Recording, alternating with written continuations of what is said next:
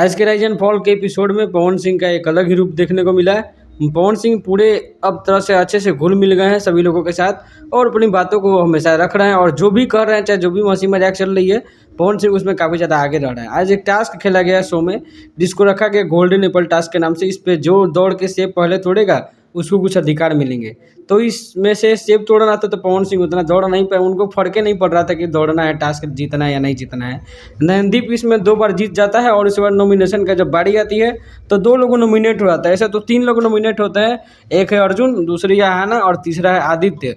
ये 3 लोग नॉमिनेट होते हैं, लेकिन आदित्य उसके बाद गेम एक होता है कंपटीशन जिसमें आदित्य जीत जाता है और बाकी आहाना और इसका नाम है अर्जुन बिजलानी, ये दोनों नीचे बेसमेंट में चले जाते हैं बेचारे। अभी अभी अर्जुन ऊपर आया था और फिर नयनदीप को एक अधिकार भी मिलता है किसी को सेव करने का।